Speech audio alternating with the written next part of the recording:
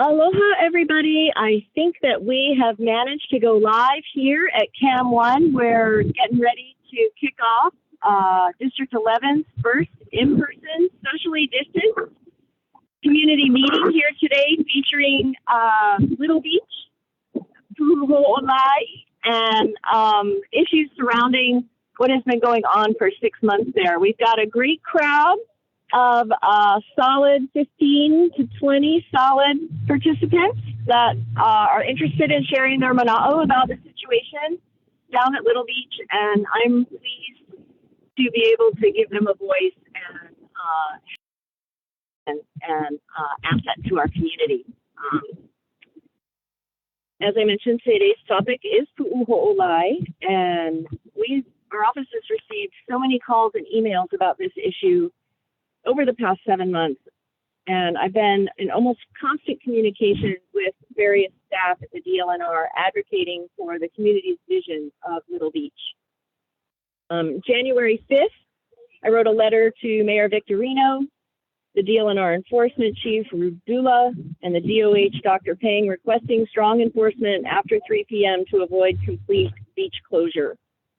On January 14th, I wrote a letter to Administrator Cottrell requesting that the beach be open during the day, recommending that closure at 3:30 to deter unsafe pandemic behavior, requesting an update on reopening plan.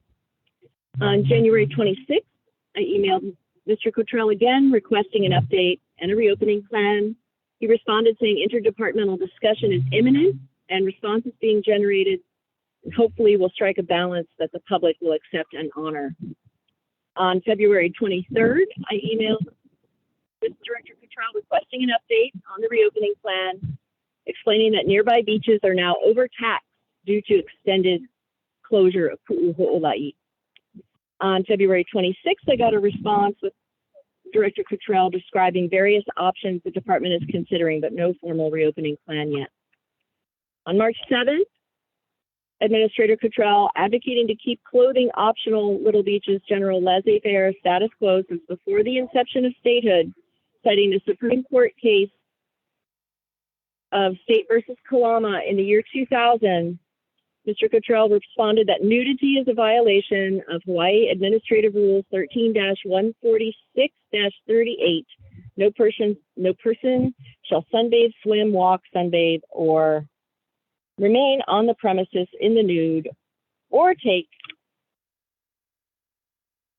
outdoor showers in the nude, except for bathing or changing clothes within enclosed facilities provided for these purposes or for the exposed breast of a nursing mother in the act of breastfeeding an infant. So on March 10th, I asked for a legal opinion from an advocate that I trust a lot, Lance Collins. He gave me several points that the same Hawaii Administrative Rule 13-146-38. There are also several crimes that have or can be to prosecute nudity in Hawaii Revised Statutes 707-733, HRS 707-734, HRS 712-1217, and that standard for these crimes are that it affronts or alarms another person. So I think there is an issue that people that go to Little Beach expect to see people that are maybe nude, and that the whole shocking factor is not necessarily something that is germane to the issue.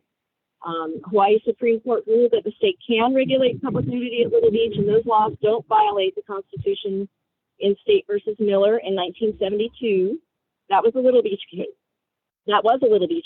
And then State versus Rocker in 1970 was another Little Beach case. The predecessor administrative rule on nudity in state parks was successfully challenged by a nude sunbather at Little Beach versus State versus Rowley in 1988, but was not adopted in conformity when the rulemaking procedures. The state fixed that by adopting the present administrative rule. What constitutes an affront has been narrowed by the Supreme Court in State versus Kalama in 2000. But compare that to another Little Beach case, State versus Bull in 1979. where if you were to intentionally expose your genitalia in a place likely to be seen by others, you're guilty of open lewdness. In 2000, the Supreme Court ruled that several cases, including City of Erie versus Tapp, that public nudity is not entitled to First Amendment protections generally. This has been followed by the Ninth Circuit and has recently as Taub versus City and County of San Francisco in 2017. On March 12th, I emailed Administrator Cottrell announcing, I got an email from Administrator Cottrell announcing partially reopening 5 a.m. to 7 p.m. on weekdays and 5 a.m. to 4 p.m. on weekends. On May 23rd through May 5th, we've been monitoring emails from constituent David Everson and Superintendent Pacheco discussing a plan to reopen fully. On June 10th, Administrator Cottrell described extreme disruption to the community. I wrote to Cottrell describing extreme disruption to the community caused by the 10-person enforcement patrols on weekday mornings requested a community meeting. The DLNR insists that we're not 10 people writing citations at Little Beach on that day. They said it was less. Anyway, on the 14th, I wrote a letter to Chair Case and the superintendent saying that enforcement is a misuse of limited resource and formally requesting a community meeting. Reminder email asking for a community meeting on the 17th. On the 18th, I wrote again to Chair Case, Administrator Cottrell, and Pacheco requesting a meeting. Finally, yesterday, I did receive a response from Chair Case refusing claims of excessive policing, explained that the DLNR is not just enforcing existing law, that they are enforcing existing law, explained that the DLNR is, and that they hope to be able to reopen full-time by now, but large public gatherings have not subsided, instead seem to be staying the same or getting worse and spreading to different beaches. So basically the purpose of today's meeting is a listening session to hear from you all. I want to do my best to represent our community and our concerns and our, way of life. And I'm going to open the floor now to anyone who would like to come speak for our broadcast. I'd like to give everybody about 3 minutes so that we can respect everybody's time and be done in about an hour today. So with that, I'd love to ask Bill to join us first, and this is going to be your mic. Thank you, Tina. Thank you, everyone, for joining us today. I can juggle this. Okay. Cameras there. Hello, everyone. Hello. I'm Bill Watts. Oh. Yeah. I'm Bill Watts. I'm a Kihei resident, and I'm a regular at Little Beach, and I've been going there since 1987. Also, I'm a director of a new corporation called Friends of Little Beach. We will be a non-profit with a web presence. We will build a membership of thousands and represent the interests of all Little Beach users. The good-natured people of Little Beach do no harm, and news organizations need to know it.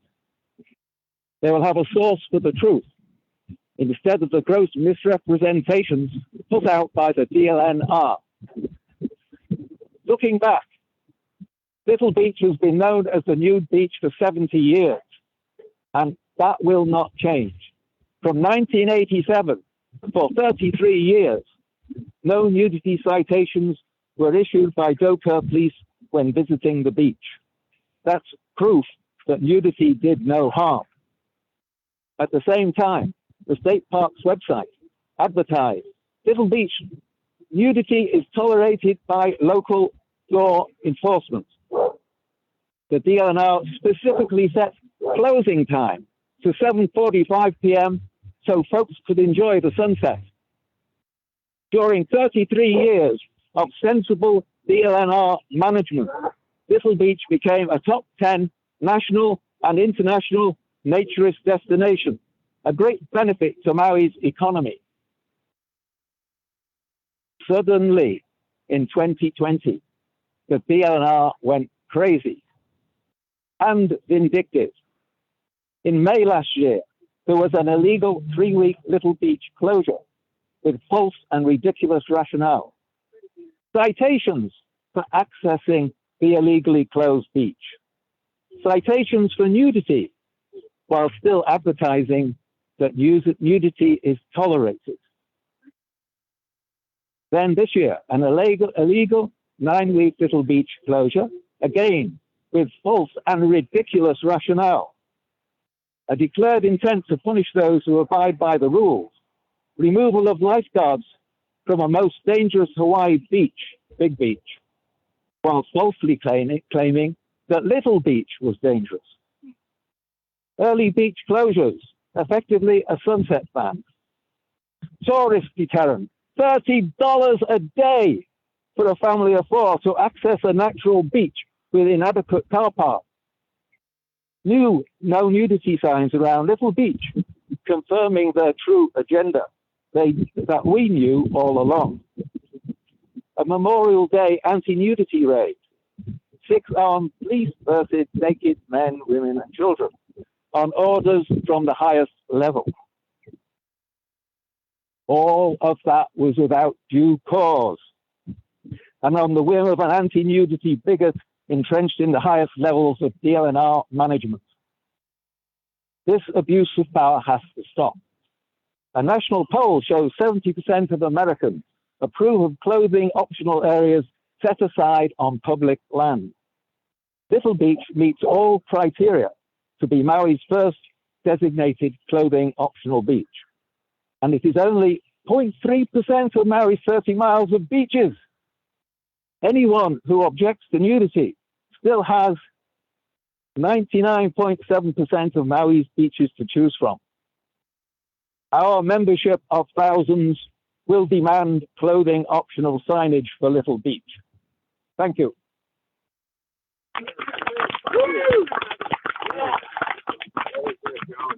Thank you, Bill. We're going to make a quick adjustment with our video so everybody can hear a little bit better. We're trying to provide shade, socially distance, and get everybody the ability to see and hear. So thanks for your patience with us.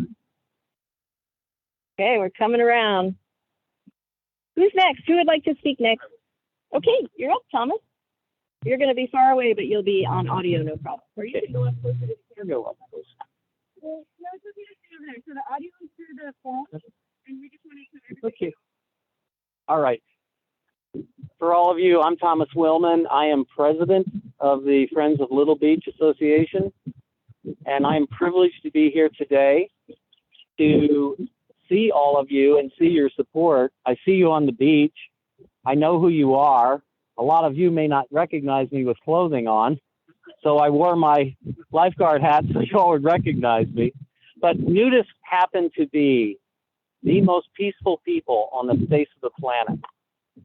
This notion that nudists and clothing optional people are some sort of perverts is prevalent among the MPD and the DLNR forces. They somehow think that we are perverted people. I don't know where they came up with this, except maybe Sunday school. But it is an old and outdated theory. I have been naked since I was born and continue to be naked on the beach and will continue to be naked on the beach. And my wife will constantly bare her tops, as is allowed under Hawaii law, on any beach in Hawaii. We need to stand up to these tyrants. All of you are here today because you watch the way they take COVID and blame everything on it and install gates on sacred land. At the same time, they spend $0 on what really is the safety issue on Big Beach, Little Beach, and that's the lifeguard station. How can you have one of the most dangerous beaches, that being Big Beach, on the face of the planet and no lifeguards? No lifeguards whatsoever. But no nudity. Oh yeah, that will make us all safe.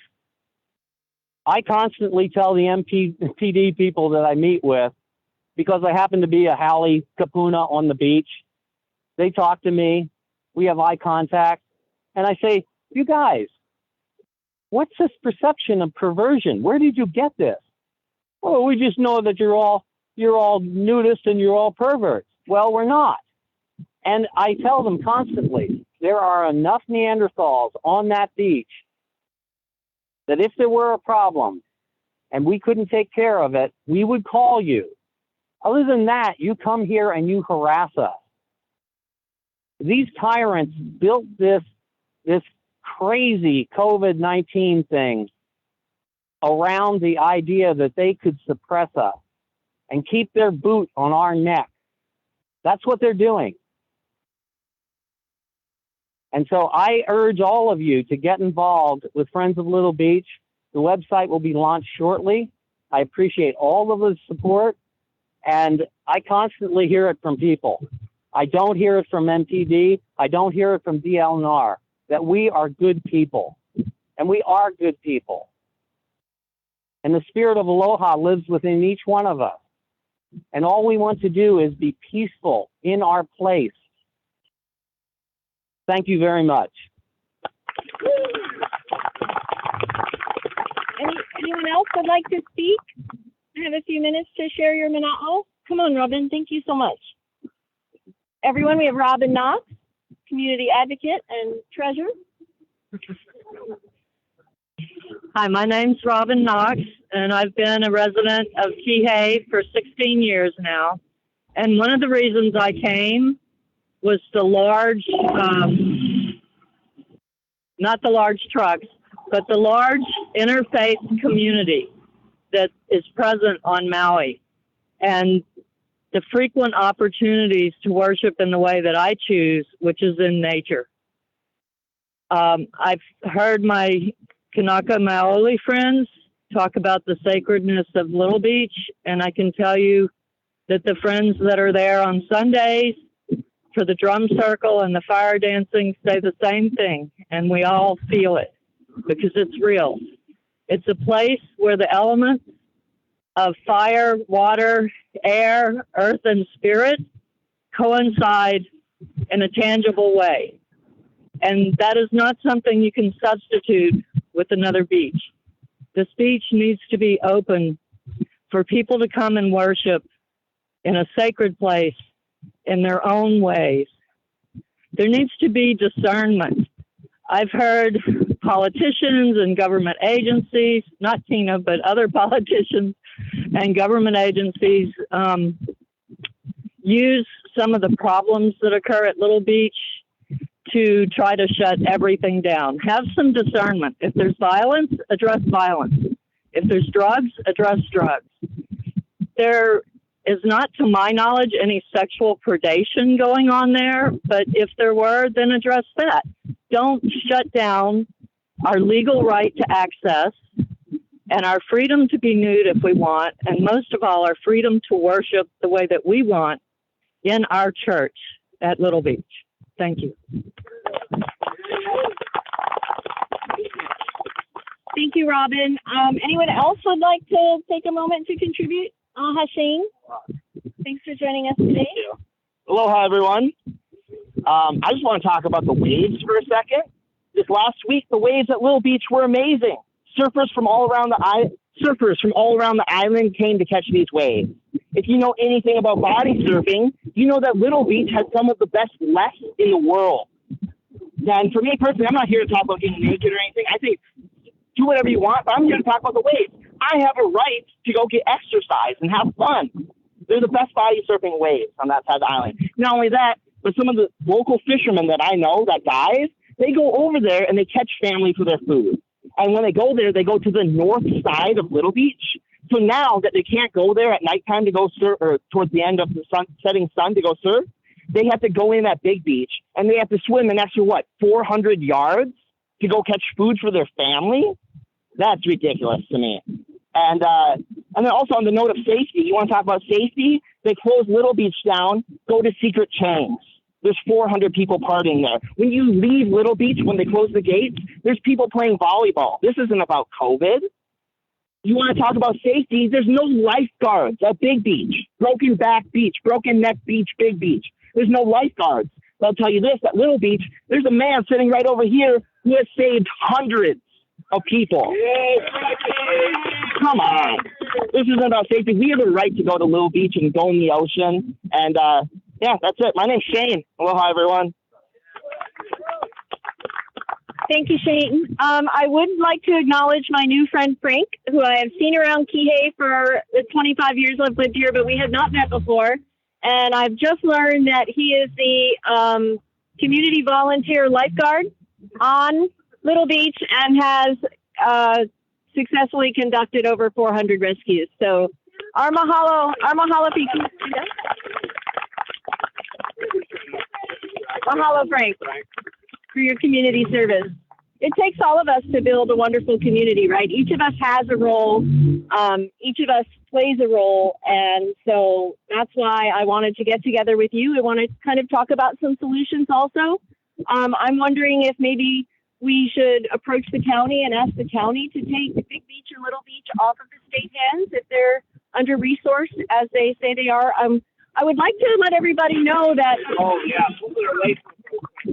I would like to also make sure everybody knows that the state is replacing the lifeguards back at Big Beach. I think in the 1st of July, the beginning of the new fiscal year. So I was glad to learn that, and I also want to share that the state did pull lifeguards from 5 different state beaches because of budgetary constraints, and Maui County was the only county that didn't just go ahead and cover it. So there is some county-state interplay happening there. At all 4 of the other state parks where there is a state beach, those counties went ahead and put their lifeguards on there and ate the expense. And Maui County, for some reason, whether it's liability or financial, decided not to do that. So I want to make sure we're not maligning agencies where it's unwarranted. I want to be fair to everyone. I know Natalia's been going around talking to everybody. I've been writing letters for 6 months on this issue to various bureaucratic agencies. If you want to see my letters, they're in a binder maybe that's going around, and Chair Case's response, it's, I guess, being used for the sign-in sheet. But feel free to have a look at my letters. I want everyone to know that I'm advocating to the best of my ability for the betterment of our community broadly. I cannot necessarily get involved in any single one issue. But, you know, this was hot button topic. I was getting a lot of emails and a lot of calls. So I want to thank you all and encourage you all to join Bill's organization. I have a lot of knowledge about Little Beach and the group Friends of Little Beach that was very active in the 90s because my friends and neighbors were part of that group. They had a clothing optional vacation rental in their house on Keona Kai. I don't know if any of y'all remember Daryl and Dallas Watson. Okay, so they're good friends of mine, and you know, they were very active in the advocacy, right? Making sure you've got representation, talking to your lawmakers, talking to the county council, talking to the state bureaucrats that are making rules, and developing a relationship with the enforcement personnel so that we can have a copacetic arrangement. So anybody else want to share some mana'o? Come on. Sure. Let her speak, and then we'll let you speak one more time. Sure, absolutely. Hi, Shea. Hi. Thanks for joining us today. Sure. Well, many of us here are single, and I think one of the, I don't know, for myself at least, and I think a lot of the singles that are there, it's our family, it's our community, and not being willing or not being able to gather together as a community or a family feels like breaking the law, honestly, because these are our rights to come together and gather as people. And that's something I can't get on any other beach because there's not regulars like there is on Little Beach.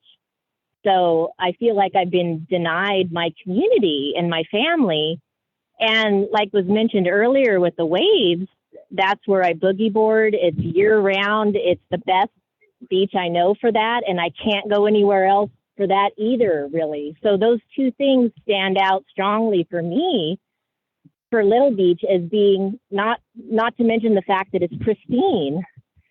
So we have a right to go to our beach and congregate and enjoy nature And may it be so. I invoke and activate that we get Little Beach back the way we had it before, where we could play freely and enjoy life, because that's why a lot of us are here on Maui. That's why a lot of us visit Maui and come here in the first place. So may it be so. Thank you. One more thing about the COVID deal. You know, I'm not into attacking these particular departments either, Tina, but I've got to remind everybody, wasn't this all about keeping our healthcare system from being overwhelmed? Wasn't that what this was all about? And now we have a situation where they say because of budget, they cannot provide lifeguards on one of the most dangerous beaches in the world. This is crazy. They bought new police cars. They did not increase the bed size at the hospital by 1. The poor people in Hana still have this issue going on with their health care. I'm a North Shore resident, so I'm very aware of this. Don't be fooled by this. They used the money the way they wanted to use it, and they suppressed us, free people. We are free people under the U.S. Constitution. They are in violation of 2 Supreme Court decisions in 2002. It is clear. And I'm not going to stand for it. They can come after me personally if they want to, but there are witnesses most of the time. So please do not give up this fight. Please get back to Little Beach, and let's put Little Beach back where it was before. Control all the bad behavior, and let's have our fun. You can address the harassment issue. Thank you. Hello, Hana. A lot of familiar faces here, which is great. I don't want to repeat so much of the same of what was said, but I agree with about everything that was said. Since I moved here 6-7 years ago, Little Beach has been where I find community. Some of the best friends I have on this island, when I've gone through great times or hard times in my life, that's where I meet up with my ohana, because of the waves, because of the people, because of the sacredness of that site. And so I want to speak to that. This is an absolute abuse of government power when it's in our constitutional rights to have access to coastline. And then if we're going to talk about mismanagement of that state-ran park, there were no toilets there until they were privately fundraised to put toilets there. And then they just turned it into paid parking to create revenue. But now you're going to take away one of the most valuable assets, and you're going to completely close it off for intermittent periods, or you're going to limit its interaction with the public. You know, like, what do you want to do? Do you want to make money off of tourism, or do you want to shoot yourself in the foot? You know, you need to pick a line. What is your value? And this is to our leaders. Well, I know we all know our values, but to our leaders, do you care about the community, or you just care about the tourist dollars coming in? Well, guess who feeds those tourists? Guess who makes sure that their rooms are clean? That's us. It's all these people here. A lot of these people here, we're all business owners. We pay our taxes. We're part of this economy. We're part of this community. And for us to be pushed aside or looked down on for embracing the skin we were born in, for empowering men and women to be themselves, to exercise a God-given freedom, and to be put down for that, it reaches patriarchy. It reaches an old system. And that's not something that we should be proud of, either as American community members or as Hawaiian community members. We're better than that. And so I'm glad to see all these people here gathered to actually stand up and say something, because all of these abuses come when there's no resistance, when there's no pushback. So be loud, make your voice heard, and let it hang out.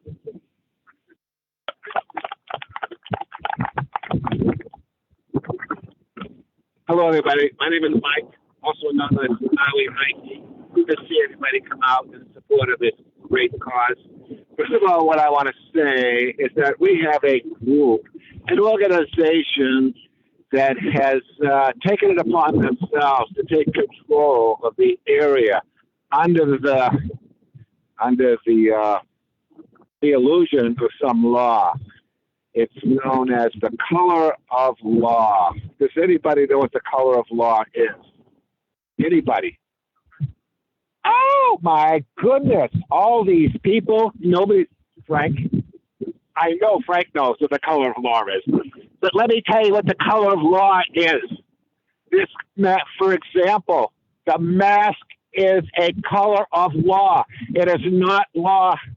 We got officials that are saying it's law and enforcing it's law, but it's not law. This is unconstitutional. This is in violation of our civil rights. This carries very significant penalties. The law enforcement to abuse our physical rights. We have basic unalienable rights, life, liberty, the pursuit of happiness, and they destroy every single one of them. So what I recommend right now is to do something about it. And we're going to have an investigation of the people that have created this from the top all the way down. We have unelected officials that are making these insane rules. And it's about time we stand up and say, no mas.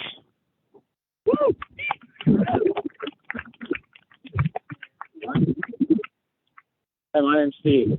You know, this is a lot bigger than Little Beach. This is way bigger than Little Beach. This is about a department of the state that, through administrative rule, they're able to enact laws upon us without. I mean, they have a public comment time, but we can go in and comment, but they don't have to take what we say and use it.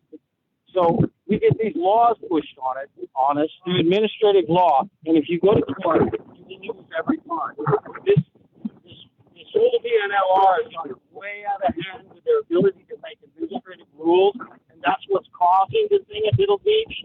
But the basis of it is at the higher level, beginning with the chair of the DLNR, those decisions are being made, and that's the problem. Is we're fighting administrative rules, and we can't do that in the court. We will lose. So we need our legislators to come together to find a way to somehow regulate this governmental organization so that we have some say over the rules that they create for us.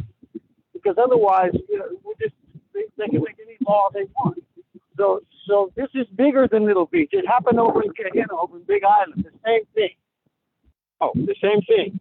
And so, I mean, it's very important that we look at the DNLR as an entity and understand how they work and how that affects us, because at that level we can affect them. When we come at one thing like Little Beach, we have very little effect. But when we come at the whole thing, we have an effect.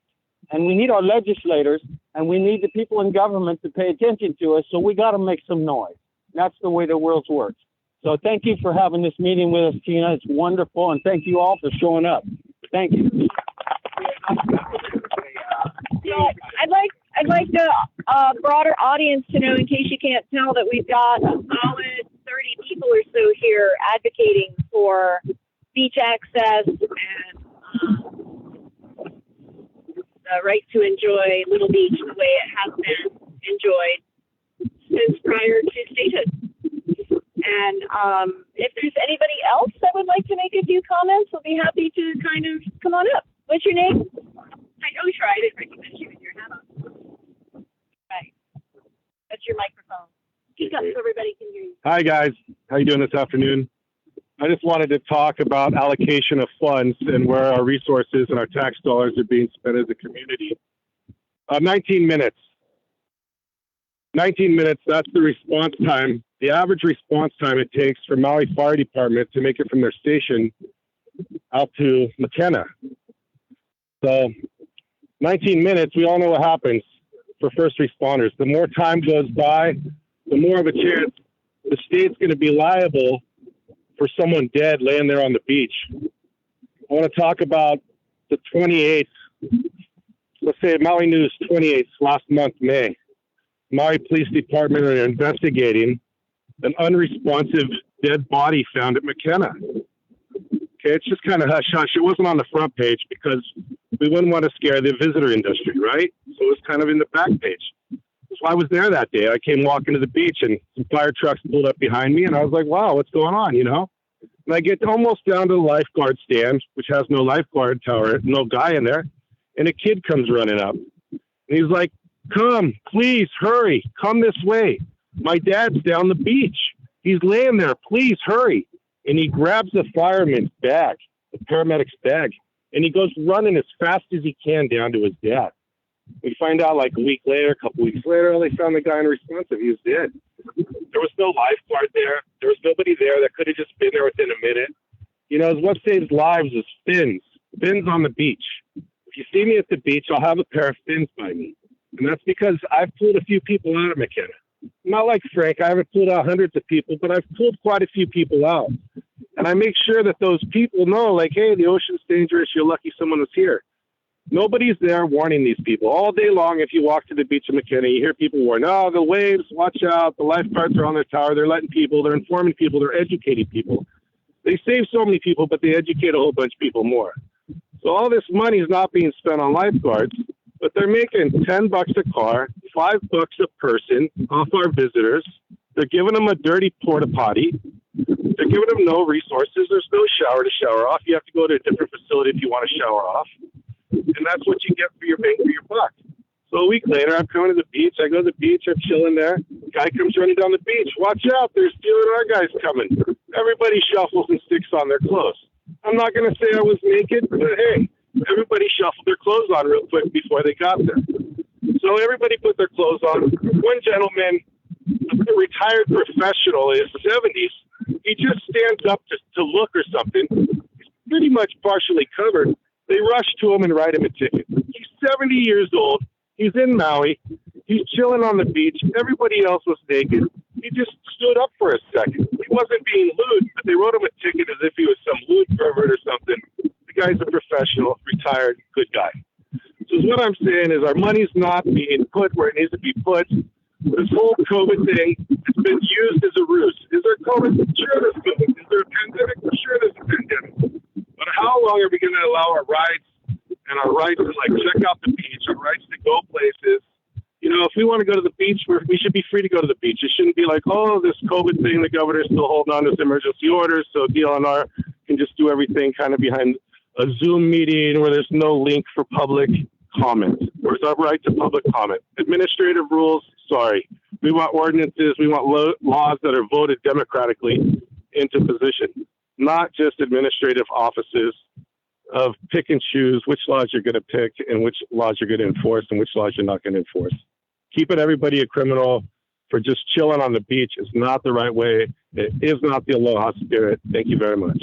Right on. Thanks, Troy. Yeah, Thank you all. So I want to, again, mahalo everybody for coming and supporting our community, our South Maui community, supporting our economy, because Little Beach is a big draw. And if all the people that come specifically to stay in South Maui that want to use Little Beach in the manner in which it has been enjoyed since prior to statehood, those people will decide not to come to Maui anymore and they'll go somewhere else. And while we're trying to rebuild our economy, we don't need prohibitionist, predatory enforcement, in my opinion, and I think in the opinion of many in the community. So a couple comments on Facebook. People are asking for me to put a law forward, and I'm happy to do that. People don't understand that state house rep is mostly a powerless position. You know, I can work with the community, I can advocate, I can ask my colleagues to join me, but I'm just one of 51, right? And so I can put a bill forward.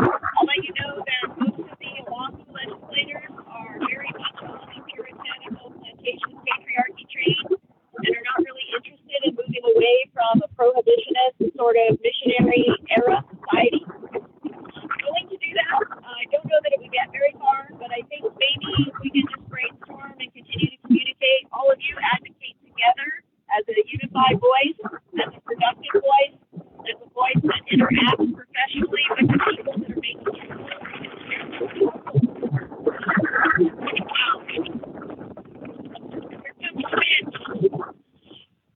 I just want to take this opportunity to wrap it up. I want to thank the 30 people that came to join us today.